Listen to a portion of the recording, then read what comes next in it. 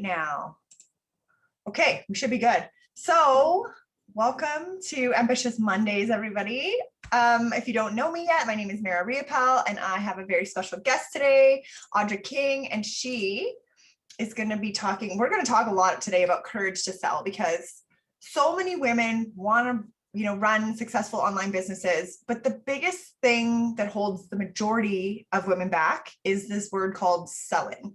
And so today we're going to talk a lot about having the courage to sell, but also there's such a big difference between the preparation phase and the execution phase, because we're all really good at preparing and we are not as good as executing, right? So Audra, can you just tell us a little bit about your background, your teaching and everything like that, and then we'll dive in. Sure. Yeah. So I consider myself a serial entrepreneur. I was one of those kids with lemonade stands and selling things from a really young age. And then I ended up going into teaching as a career. And while I was a teacher, I was even selling like some of the curriculum I created and that kind of thing. But when we decided to start a family, I wanted more flexibility and control over my time. So I left teaching and started freelancing. I drew like on my teaching background to start out doing like printables and helping people with their courses and that kind of thing. And then I quickly realized where my strength and my passion really was in the strategy and like looking at the big picture. And I actually recently took the Strength Finder test. I don't know if you're familiar with it, but they like rate you on these 34 things. And 4 out of the 5 of mine are like big picture strategy, that kind of thing. So I'm like, okay, that totally makes sense. So I transitioned into what I do now, which I run a full service agency called She Loves Her Biz. And we offer business strategy, websites, branding, and business tech to basically make it easy for women to create, grow, or pivot their business. And my passion and my reason for doing this is really, I believe when women create wealth, we make the world a better place. And so I want to see as many women out there making money as possible. I love that. Okay, well, let's start. This is the question that I always ask everybody, especially coming from like an education background. So you taught for 7 years and you wanted freedom and you wanted all that, but like, how did you decide to go from a teacher? This is like more to what you were talking about this morning, right? About money mindset, to like jumping into entrepreneurship, where you were like, okay, I'm going to stand on my own and I'm going to go for this. And there's no safety net and there's no benefits and there's no, summers off or whatever. Like, how did you decide to just take that leap and go into it? Yeah. So, that's a really good question. My husband is an engineer. I was a teacher. Before we had our daughter, we were both in that kind of save, invest mentality. We both grew up with few resources, and we had a scarcity mindset around money, which in a way served us well because it set us up to be able to, we called it our FU money. Yeah. To be able to say like, okay, for at least a year or so, I can try out this thing and we've got some resources available to us. I don't have to put food on the table with this business. So I can just kind of go where it takes me. And I think that was a really wonderful gift to ourselves that we set that up ahead of time. So what that meant was when I decided to start offering these services, I could just work with people in projects that I was interested in doing. I could try a bunch of things to see what would work. And I never had to take on a project just to like pay the bills. Yeah. Okay. And then, so the other interesting thing is that you're such a obviously, like when I think a lot of us come from backgrounds where we're like, yeah, we could pick up on our strengths, but like, whatever, like you have to be good at everything to do anything well. And it's like, that's not true. And then you take something like a strength finder. Like I've done a whole bunch of different types of those things, maybe not that particular one, but it's amazing how you literally, once you let go of this idea that you have to be a certain way because of what we're socialized to believe, you literally can just hone in on what you actually are good at and what you actually enjoy doing and build a business with it, because your strengths are often other people's weaknesses. And so then you fill that gap. So for you, it sounds like, we were talking about like, you had this great idea about like courage to sell as a program and like preparing versus executing. And you basically are helping people prepare, but then so that they can execute. Am I getting that right? Yeah, and also helping with a strategy for execution. And I think a lot of people, they just need someone to say, yeah, I believe that this will work. I believe in you. I love being a cheerleader for people. That's one of my things that I just naturally do.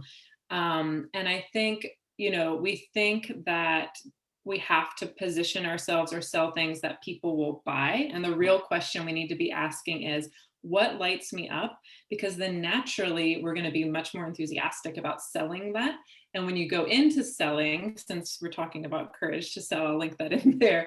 When you go into selling, the more confidence and belief that you have in what you offer, the more confident the person you're pitching to is going to be in buying that offer. I like to say that selling is a transfer of enthusiasm. So I have to be like all in, totally enthusiastic about what I'm offering for someone else to feel that security and that sense of safety to actually say, okay, yeah, I'm in for this too. And I think that's where a lot of people that I see, especially in the beginning stages of entrepreneurship, they struggle because they're looking at what will the market support instead of saying, I'm going to go all in with what lights me up and what I love, and the right people are going to find me. Yeah. But it's so true that when you are showing up fully as yourself and what you love to do, you attract the people who want that. And in my experience, the people who are willing to pay for it because they see the value. Yes, I agree. I think that we have to invest in ourselves and in our businesses to move forward with any kind of speed, if you ask me. But I also want to just touch on, take that one point a little bit further. Courage to sell is like kind of like getting up I think about it as like getting up the kahunas to stand on the platform and go for it, like for the big dive or whatever. But like, truly what we're doing is preparing ourselves to have the courage to fail. Because I don't know about you, but I have had plenty of things fall flat on their face. And the difference is that you have to have the courage to stand back up and go again, right? Yes. And so having a coach or a mentor helps big time with that, because they can literally help you and be like, you need to tweak this, or here's probably where you might have missed the mark on this, or whatever. When we're standing alone, it's so hard to get back up all the time. But like, how often do you feel like you coach people through failure in order to get them to success? Yeah, I think I totally agree. And I have a coach. And when I started investing in coaching in both my personal life and in my business is when I really saw things start to take off.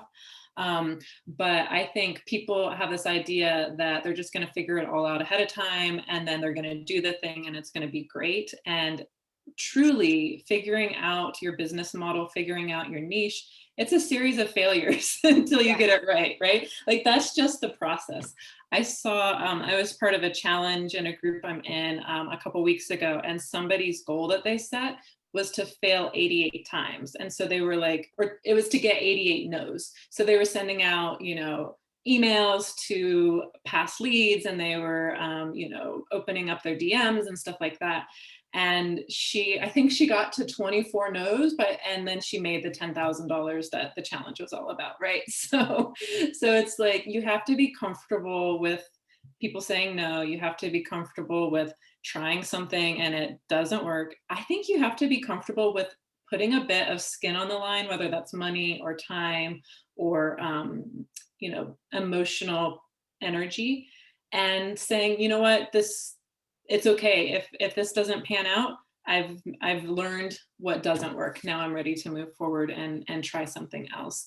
I don't believe in the programs where they're going to say, I'll teach you to make 10 figure months within 6 months, or I'm saying that wrong, 6-figure months or launches or whatever, like just follow my system. I think there are things we can learn from those types of offers, but I also think that everybody's journey is going to be a little different. And just because one thing doesn't work for you doesn't mean that you're a failure at business. It just means you need to learn something else, right, on your journey. Why do you feel like women are so scared to fail?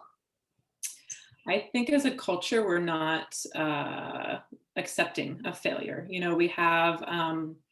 We've been, I think, taught from a really young age that there's one person who wins and the rest of people lose. Whereas I like to see it as we're all we're all winners in one way or another. And I like to imagine it as like a stage where we're all on the stage, right? And there's not somebody above somebody else. Because I also think there's so many definitions of success and failure, and we're not really taught to see the gray areas in that. It's like either you met the mark or you completely failed. And it's a spectrum, just like anything else. And I think any forward progress is something to celebrate. But I know, so my husband traveled a lot for his job, and he was in Japan a lot. And there, and he was working in a corporate setting, and they have a much different view of failure and success than we do, where like, of course you fail, that's just like how you learn. And so we had some really great discussions around that in terms of comparing it to like how we were raised to view it. And I think there's shame around failure as well, that we kind of get indoctrinated into, that it's some reflection of our personal worth or value. Whereas I'm trying to learn to view it more as just a data point, right? It doesn't say anything about me, or even if it was a good idea or not. It could have just been, there was no one in my audience that needed that thing. I just need a bigger audience. Or it could have been, there was a pandemic that happened a week after I launched or something like that, So I wish our culture was much more proactive about celebrating failure, because I think it would free us exponentially to experience success. Yeah, I think it's one of those things that everybody tries to hide, or like you said, it's like a reflection of your self-worth or something like that. If you don't launch a business and make 6 figures your first year, you're a total putz. And it's like, right. How many people actually launch $100,000 or a 7-figure business even in their first year or two? Like, not very many. But guess how many people can still get to 6 and 7 figures online if they keep at it? That's the stat we should be concentrating on. Well, and I think we see that person, even that person who launched and they're crazy successful within that year time frame. We don't see all of the networking, all of the connections, all of the other assets and resources that they had backing them up when they made that launch. All we see is like that snapshot picture. And it's kind of like, on social media, you're generally seeing the highlight reel. You're not seeing like, it's 11 p.m. I'm on my 3rd glass of wine, just trying to, get this last email typed out for my launch or whatever. Totally. And I think also when it comes to the big, like the smoke shows, I call them, like the ones that just burn right into town and then burn right back out, and all that's left is a cloud of smoke. It's like, we have to be really mindful of what's left in the wake of that, because not all launches are sustainable because there's not great results. And I know that a lot of people in the coaching industry have had bad experiences. And so you really want to make sure that the person that you're working with is somebody that you jive with as a personality, that not necessarily like a friend, maybe somebody that gets you on a friendship way, but like what you want out of a coach or a mentor in business is somebody that's going to pull you out to the next level of you, not somebody that's going to be like, yeah, I know you had a rough week, I get it. You know what I mean? Like you have to have somebody that's like, do you want me to be a friend right now, or do you need me to be a coach? Because here's what you need to hear today, kind of thing. And that's a very big difference. And as women, it's very difficult to do that. But if you're paying for it, you appreciate it on a different level. Definitely. I had an experience where I worked with a coach, and it was a high ticket coach, and I had like all of these hopes and expectations going into it. And there were and I don't think you can ever go back and say like what the exact result was of working with somebody, because a lot of the work that you do in coaching isn't tangible. But I didn't get the result that I was hoping for, even though I still learned from the person. And so I really agree that I think when you are working with a coach or choosing a coach, part of that process should be looking at what they're doing in their business, the kind of success that they've created for themselves, but also asking like, or thinking or asking them to help bring you into that space, like in a very, I think, defined way, I guess, so that they know what your expectations are and what you're hoping to get out of it, which should be part of the coaching conversation anyways, but also so that you're really clear on what you want to get out of coaching. And I think when, like you said, when you're paying for coaching, you're a lot more invested in the outcome, because again, you've put some skin on the line and you're saying, I'm in on this process. I do think though, and tell me if this has been your experience, some people get into coaching and they don't realize that they still have to do a lot of the work themselves. I think so many people get caught up in the preparation and the learning, and I need to know this skill, and I need to take this course, and I need to hear from the inside scoop from this coach and whatever. But like, here's coming back to what you had said, is like preparing versus executing, very different things. And so let's talk about executing, because most women, and I have definitely been guilty of this. I'm a very confident, aggressive person from the outside looking in, but I still shit my pants sometimes when I'm going to be vulnerable online. And you don't have to share your whole life online. You can choose whatever piece of it or pieces of it that you choose to, but you still, even though I'm like 38 years old, I still have this weird, like, before I post something vulnerable, because I know that like some dude from high school is still watching me, or some girls from high school are still watching. And it's just like, the funny thing about Facebook is that we're all still connected, but like in reality, you've never talked to those people for 20 some years. Like, you know what I mean? So like, who cares? You gotta just grab the kahunas and go for it. And so I was following a coach for a long time, actually, and she said the best thing she ever did, which I still haven't done, was to go through her whole friends list and delete all friends and family that she didn't absolutely believe were 100% supportive of her coaching business. And then later on, she went and added a few of them back and stuff like that. But for a whole year, she just absolutely erased, like, and she messaged all of her family members and were like, don't take this personally, but I'm going all in on my business, and I can't have you guys in the back of my head when I'm going to do what I'm doing. Yeah, I think that's interesting. Well, as we grow and become like a next level version of ourselves, it's hard because the people who have known us for a long time don't know that version of you. And so then you almost hit this imposter syndrome about that, because you have grown and you have changed and you have improved, but those people don't know that side of you. And so now it's just like, you know, you almost get this weird, like conflicting feeling about like, well, am I different? Am I, you know, XYZ now? And it's like, yes, you are. You need a coach to be like, stop listening to those little voices in your head that don't actually exist. Most people in high school are cheering for you. Even if they're not, it's okay. Don't worry about it, and go forward so that you can serve those other people that are watching you now, basically. Right. Well, and I think like the fear of putting yourself out there, whether it's on social media, like what you've described, or even just making the ask for the sale on when you're on a sales call, is what holds so many women back from being successful.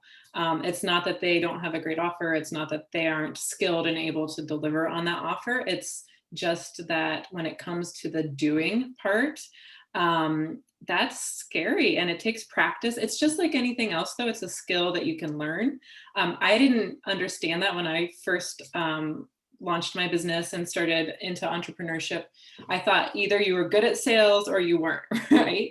But it's like any other skill. It's something that you can learn. And as you get more practice making the ask becomes a lot easier. But I think like as women, we're taught to like take what's given to us. We're not taught to ask for more. We play it small. And so it's really stepping into a different version of ourselves when we are able to be a little more assertive, or feel more comfortable being vulnerable. Especially like I've had the same experience as you on social media. I just started using Instagram maybe less than a year ago, and like there were a few friends that followed me, and I find when I do lives, I'm like, oh, they're probably so tired of hearing about my business. But like my Instagram is literally my business name. Like I don't even have it under my name. And I'm like, I need to just stop worrying about what other people are watching and their perception, because it's so important to me to be successful in what I'm doing, that it's more important than those voices. You know, my coach calls them saboteurs, and they're the like little voices that are kind of nyang at you all the time. It's really stepping into, more of your centered thinking self and being like, I can set this aside. I don't have to listen to what these voices are saying. And I'm going to do it anyways, even though it feels scary. Because if we're not doing something a little bit uncomfortable, we're not growing. We're just staying exactly where we are. Yeah. The interesting thing about growth, I want to come back to execution in a second, but the interesting thing that I find about growth is that you don't really know how much you're growing until you get a certain ways down the track and look back. Like when I look back at the last 4 years of like learning online marketing and all that stuff, like I started from scratch. I didn't know anything about it. I came from insurance sales, which is a totally different beast. Mm-hmm. And so for me, it was just like, you learn a little bit about social media, then you learn a little bit about content marketing, then you learn a little bit about personal branding, then you learn a little bit about a client avatar or whatever. Like you take those small baby steps down along the way. And then all of a sudden, 4 years later or whatever, like even a year in, you can look back and be like, oh, I can actually speak to this, not in a way that I have 100 years experience, but like I know a lot more than I used to. And now I know more than a lot of people who are brand new. So now I have that little bit of experience that I can now help other people with. But here's the problem too, is that we get stuck in the learning mode, which is part of preparing, and we never actually hit execution. And so what do you, like you set people up with website design and all that kind of stuff. Like, how do you actually get somebody from concept into action?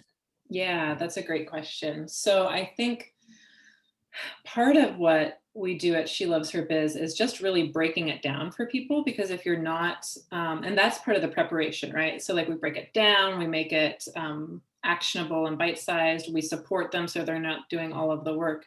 But then at a certain point, they have to put money on the line, right? And they've invested in this product. And so I think when you hire somebody to do something for you, whether it's coaching or it's like a asset or something like that, you're already saying to yourself, I'm taking action on this thing that I want to do. The part that I see people struggle with, and I haven't fully figured out how best to support them, is once we've built the thing and we've got the marketing plan in place and they're ready to go, sometimes they still struggle with just like spreading the word and letting people know about this great thing that we built. I did a course setup for someone recently, and she still hasn't launched it. She's soft launched it in one email. And she's like, why am I not making money on this? I'm like, nobody knows about it. You have to tell people. And so that's an area in my business that I'm growing, is that marketing piece, so that we can then take the assets and support in a launch, but it's not there yet.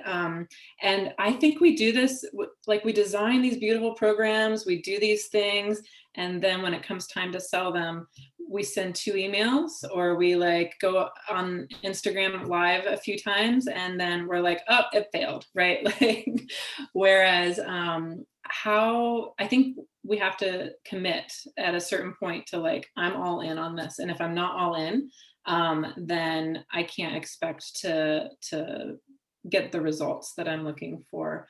I think that's true with coaching. I think that's true with any other kind of thing. Even building a website, if we build someone's website, but they never then like go in front of anyone else's audience and like send people to the website, the Google is not going to find you at the stages of entrepreneurship. You have to like go out and find the people.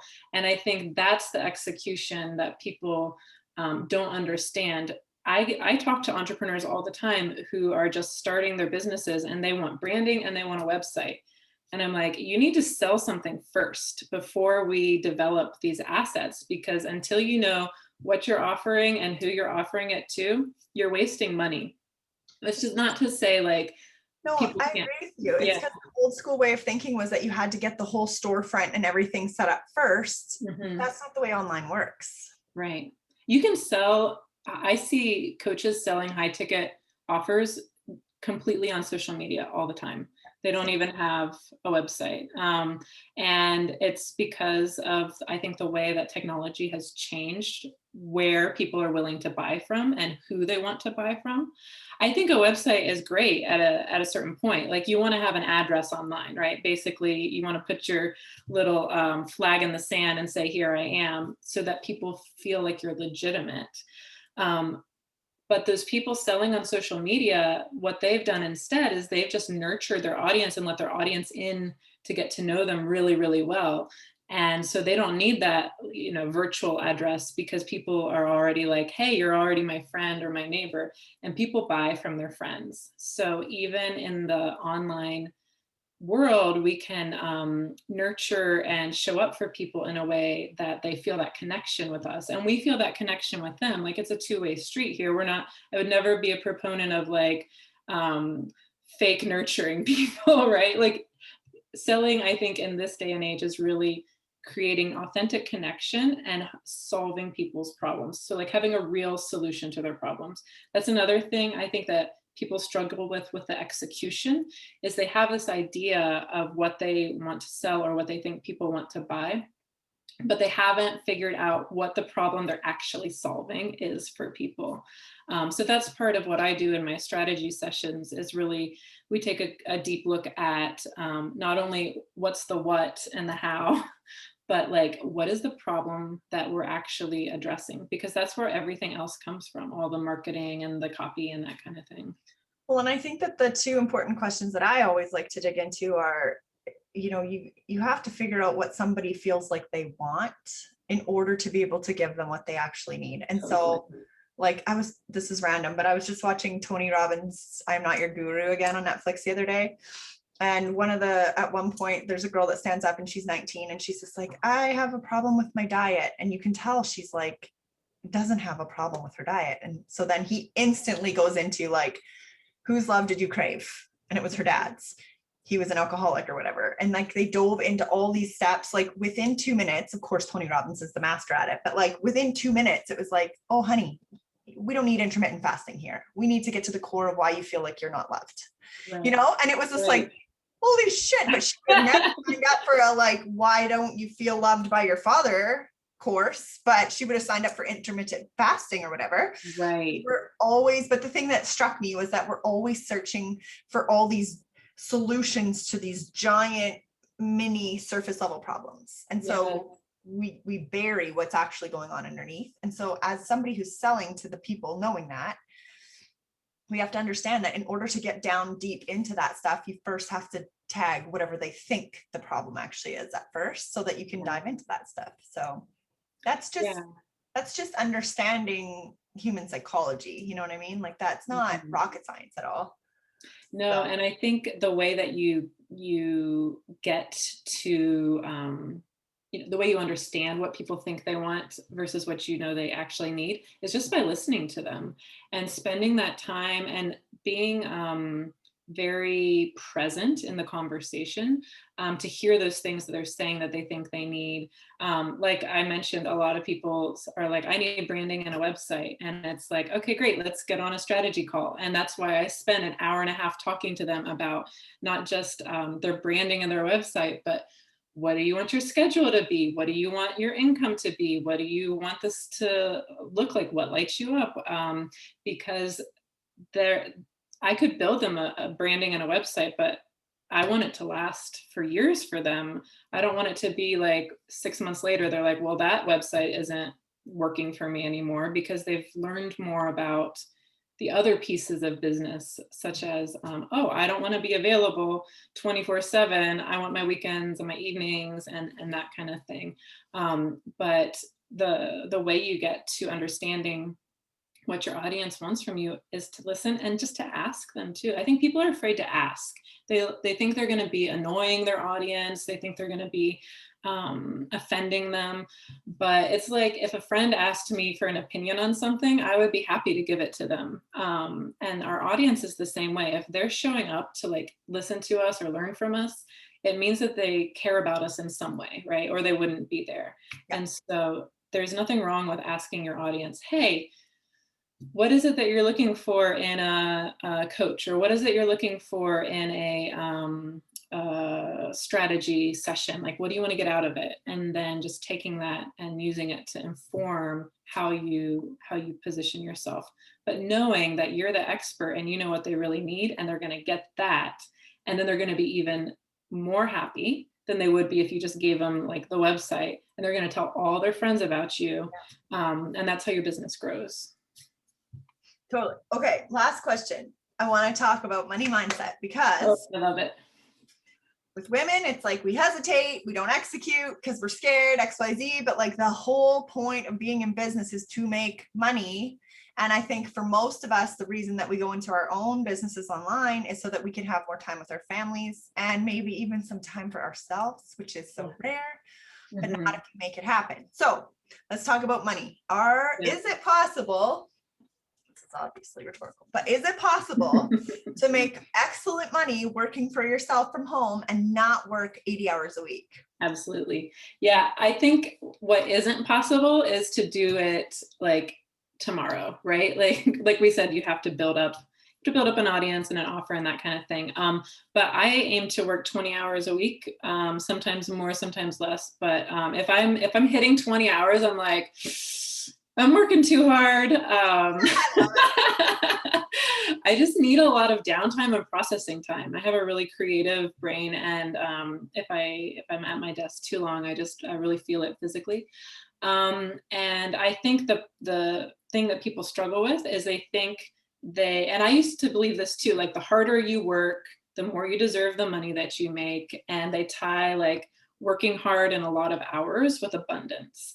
And what I would rather view it as is providing a ton of value in a shorter time frame, and then finding that abundance through charging appropriate prices. So what women do is that we always undercharge. I was looking back for something else, and the first project that I ever did was a workbook. I made custom watercolor illustrations, of course, for this workbook, wrote most of the copy. I charged $10 a page for that workbook, right? I have obviously gotten through some of my money mindset issues, but I think so many of us feel like we're not an expert. We don't have enough experience, but we're not used to looking at like our life experience. And like as a teacher, I had a master's degree in education. I had tons of training and experience that I could bring into what I was doing. So whatever we're charging is probably not enough, especially in the first stages of business. And one of the ways that I kind of helped myself feel better about charging at the beginning was just thinking about like, if I want to show up for my clients in my like top level, all engines firing state, I can't be working for pennies 80 hours a week. I'm not going to have the energy and the bandwidth for that. And so really raising your prices is a service to the clients that you do have. Never try and compete at the bottom of the barrel. Your clients are going to be clients that aren't fun to work with anyways, and they don't see your value. They're the ones who are like looking for the best deal, not the best outcome generally. And so it's okay to position yourself as a premium brand, like full permission. Premium brand is where you want to be because the people you're working with are committed and they understand the value of what you're offering. So I know tons of people. I'm in a group of women entrepreneurs making 6 figures, 7 figures, etc. And they're doing it all online, and they haven't all been in business for 10 or 15 years. I think and tell me if this is what you think too. I think it takes 2 to 3 years to really get in rhythm in your business, to figure out your funnels and your workflows and what you want to offer. Like that's just what I've noticed. It's not that you can't make a good living wage in the interim, but I think those people that you're seeing hitting 6 figures are probably in business for like a solid 2 to 3 years or more before they're making that. Yeah. What do you think? Yeah. So I agree with you, but I think it totally depends. But I do think that you can usually look at the year that somebody starts to make 6 figures, and then you can look at the year when that person starts to make 7 figures, and you can watch the difference in their mindset. That is the biggest difference. So totally. I'm a big believer, especially just from my own personal experience in my own business, that as soon as I decided that there was no more BSing around, no more pretending I just needed to know more, no more pretending that I just needed to learn one more thing or take one more course or sign up for one more mastermind. Like, I will always do that because I love to learn. I'm a serial learner, but like, it's the decision that you make that you're going to do it this time. Yeah. And not just deciding that and then sitting back and eating a sandwich. Like, you actually have to execute then. So it means showing up on social media. It means networking. It means, and not, I think that's another word that women hate, networking. Go out and find people that you enjoy being in a Facebook group with, or love following on Instagram because you love the banter in the comments or whatever. Like, find people that actually make this stuff fun and hang out with them online. Like, it's not really rocket science, but I think that one of my things that I love to do is, I always say that I'm a success coach, because I don't really know what else to call myself. But at the end of the day, it's my job to pull the ambition out of somebody, because it's already in there. It's just that you need permission to shift into that next level version of you. And there's going to be lots of different steps on the way. And so for me, from my perspective, the thing that I believe is that 6-figure year, like, let's just talk about the first 6-figure year. It comes when you decide it's going to, as opposed to like having the perfect funnels or having the perfect social media or having the perfect brand photos or having none of that stuff matters if you actually started showing up consistently, confidently, and just serving the crap out of people. Like, just give them whatever they need, listen to the conversations and what they're actually saying and the words they're actually choosing to use about what they think they want, and then be able to deliver what you know that they need, which is mostly, at the end of the day, it's just permission. It was funny because I was talking to my husband not too long ago, and I was like, women just need permission to shift. And he was like, permission? Like, what are you talking about? And I was like, that's so interesting that a man instantly was like, I don't understand why you would choose that word. And yet when I use it with other women, they're instantly like, yes. We get it. So yeah. It's different for men and women. I do believe it is. I think it's partly because, anyways, of how we think of even doing business. It's generally, when we picture business, we picture a man in a suit, and how men do business. And I think women now, especially because the online space has opened up so many opportunities, we're like, no, I don't want to like win at your expense. I want to bring you up with me. I want us all to succeed. We're not competition, we're collaborators, and we're willing to do things in a totally different way and create our own version of success. And it can be like money, right? Like, we can make a lot of money, but it can also be like, look at these amazing biz besties I have. And we've all, like, I'm in a mastermind that's been meeting for a couple years, and we're all doing our own thing, but we're also there for each other, and the support. They're like my best friends now.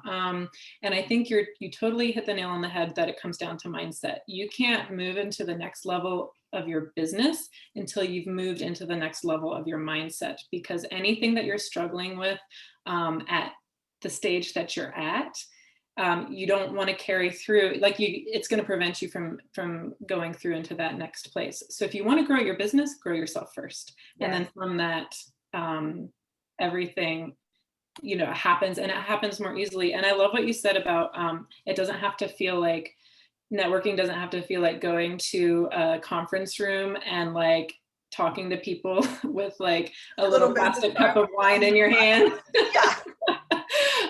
Like, go to the spaces that you love and that feel aligned. That's something I'm really big about in my own business, is what feels right, what feels aligned to you. And if you can't find one, build one. Oh, I love that. Yeah, totally. Like, if you seriously can't go, if there's anyone out there that can't find their right community or the right tribe or whatever, that means there's a hole in the market. Because if you want something different, there's going to be other people that want that too. So build it. Totally. You still have to go and let them know it exists. So yeah, exactly. You can't just make something amazing and keep it to yourself. That's another perspective I offer to people who don't want to sell, is or don't feel comfortable, is kind of like, how dare you keep your amazing self and what you have to share with the world to yourself? People need what you have to offer, and you deserve to be paid for it. So just put it out there and let them find this thing that's going to transform their lives. Because I don't know any businesswoman who's in it to be like, oh, I don't want to make an impact. I don't want to help people. I don't want to change anyone's lives, right? A lot of us come into it with that as at least part of our mission. So permission to do the thing and to show up in the world and to charge that money, honey. Honey. Yeah, I totally agree with you. Okay, on that note, do you have any closing thoughts? Because I feel like that's a perfect way to end it. No, this has been amazing. I've loved talking to you about all of these things, and just really appreciate your time and the chance to chat.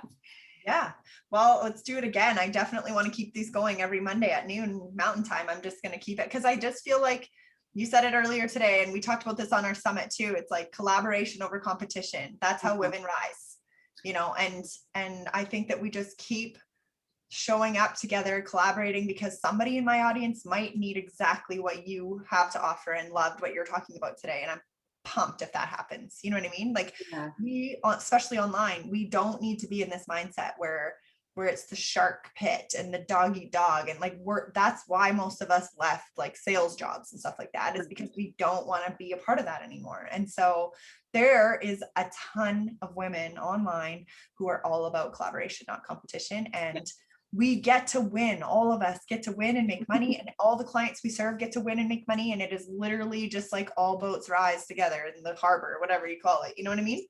Totally. Yeah. So if anyone does want to reach out and connect, I always love connecting with people, and I don't mind if you want to shoot me a DM or anything like that. I am totally open to that on Facebook. Ask questions. Yes. On Facebook, I'm at She Loves Her Biz. Also on Instagram at She Loves Her Biz. And my website is shelovesherbiz.com. I keep it very easy for people to find me and connect. So yeah, I would welcome any of that, and look forward to future opportunities to hang out with you and learn from you and your audience. Thank you. Okay, well, have a great day. And I'm also going to tag you in the Facebook video so that they can find you that way too. Cool. Sounds great. Thanks. Okay, have a great day, Audra. Bye. Bye.